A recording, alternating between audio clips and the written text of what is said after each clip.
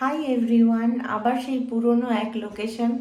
আমার ব্লগ দেখলে বা মিনি ব্লগ দেখলে এই একটাই কমন রুম পাবে তোমরা, এই যে কিচেন। এছাড়া নতুন কিছু খুবই কম দেখতে পারবে। ডেলি লাইফে সবারই একই রুটিন থাকে। আমার একই রকম যদি ডেলি লাইফ তোমাদের ভালো লাগে, এর মধ্যে যদি আমি কিছু আনকমন তোমাদের সাথে তুলে ধরতে পারি বা তোমাদের চোখে লাগে, তা একটা লাইক, শেয়ার, আর নতুন যদি হয়ে থাকো তো সাবস্ক্রাইব অবশ্যই করো। কারণ আর নতুন করে কিছু বলার নেই, প্লিজ সাবস্ক্রাইব করো। তো আজকে বিষয়টা হচ্ছে আমার এক ননদ আসবে, হঠাৎ বললো 1 বছর পর আসবে। মেন ব্যাপারটা হচ্ছে এটাই স্পেশাল, 1 বছর পর আসবে তো স্ন্যাক্স খাইয়ে তো বাড়ি পাঠানো যায় না। তো আমি আজকে ওর জন্য ভাবছি ডিনার কিছু অ্যারেঞ্জ করব। আমি সেরকম কিছুই পারবো না, এখন বাবুকে ঘুম পাড়িয়ে দিয়েছি। তো আমি চিকেন অর্ডার করেছিলাম, চিকেন চলে এসছে। এই যে এখানে চিকেন। বড্ড আমার এই জায়গাটা অগোছালো থাকে। বাসনগুলো আমার মেয়েটা মেজে দিয়ে যাওয়ার পরে আমার আর গোছানো হয়নি দুপুরবেলা। কি করব, বেলা এত ছোট। তো চলো বেশি কথা না বলে ওদের জন্য কিছু স্পেশাল কি বানানো যায়। স্পেশাল বলতে কি, আমি চিকেন আর দেখি রাইসের দিকে যাই না। যদি রুটি করতে পারি তো রুটি কি করি, তোমরা ব্লগটা দেখতে থাকো, ভিডিওটা দেখতে থাকো, তো তবেই জানতে পারবে কি আমি বানাচ্ছি। আর আমি এটা জানি না বড় ব্লগ করতে পারবো কি না, কতটুকু কি করতে পারি তোমাদের সাথে শেয়ার করছি। তোমরা ভিডিওটা দেখতে থাকো।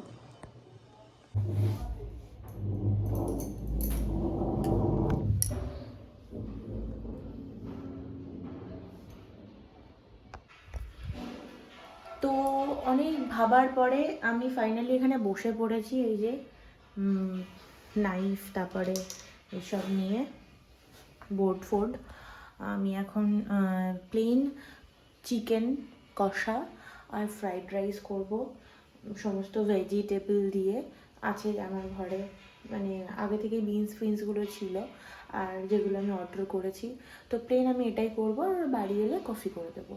তো তোমরা ভিডিওটা দেখতে থাকো, আমি কাটিং করতে থাকি। আমার এখানে চিকেন ম্যারিনেট করা হয়ে গেছে। সরি, এটা ন্যাতা, এটা না আমি গুটিয়ে অনেকে আছে নিগড়ে রেখে দিলে ওটা গন্ধ হয়ে যায়। এখন বর্ষাকাল, শীতকাল, এখন না শীতকাল। তো এই ন্যাতাটা নিয়ে তোমরা কিছু প্লিজ মাইন্ড করো না। আমি ভালো করে সব কাজ হয়ে যাওয়ার পরে, আমার রান্নাঘর মোছা এটা সব ক্লিন করে নেওয়ার পরে আমি এখানে ভালো করে ধুয়ে কেচে নেড়ে রাখি। এতে করে না স্মেল হয় না, কারণ ওই যে ইউজ অ্যান্ড থ্রো আমি কিনতে পারবো না। তো সেই জন্য আমার জন্যই ন্যাতাই যথেষ্ট। তো চলো বেশি কথা না বলে স্টার্ট করা যাক কাটিংটা। তো আমার এখানে ফ্রাইড রাইসের ভেজ কাটাও হয়ে গেছে, আর আমার ওখানে ফ্রাইড রাইসের ভাতও উপর দেওয়া হয়ে গেছে, আর ওখানে একজন উঠেও গেছে। তো যাই। সো আমি এখানে অলরেডি আমার ফ্রাইড রাইসের প্রিপারেশন স্টার্ট করে দিয়েছি। এখানে এই যে ভেজিটেবলগুলো ভাজতে দিয়ে দিয়েছি। এখানে আমার ভাত কমপ্লিট, আর এবারটা মাংসের প্রিপারেশন। চলো। ফ্রাইড রাইসের ভেজিটেবলগুলো যে একটু ভাজা ভাজা হয়ে গেছে, ওতে আমি নুন আর কাজু কিশমিশটা অ্যাড করে নিয়েছি।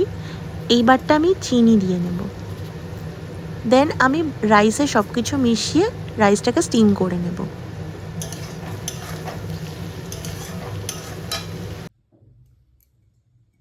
আমি এর মধ্যে এই যে ভাজাটা, চিনি, লবণ আর একটা মশলা ঘরোয়াই বানাই আমি, দারচিনি, এলাচ, লবঙ্গ, গোলমরিচ আর একটু জায়ফলটা ঘষে দিয়েছি। তো এই মশলাটা দিয়ে নিয়েছি। এবার আমি সবকটা একসাথে মিক্স করে নেব, ঠিক আছে? তুমি একটু হাই করে দাও না। ঠিক আছে, এইটাই ওঠে। আমার এখানে মাংস কষা রেডি। এবার আমি ওদেরকে সার্ভ করে দেব। আর তোমরা দেখলে কারা এসেছিলো আমার বাড়িতে। আশা করি ভিডিওটা যদি ভালো লেগে থাকে তাহলে একটা লাইক, কমেন্ট, আর নতুন হয়ে থাকলে সাবস্ক্রাইব করে পাশে থেকো। দেখা হচ্ছে আবার নেক্সট অন্য কোনো ভিডিওতে। সকলেই সুস্থ থেকো।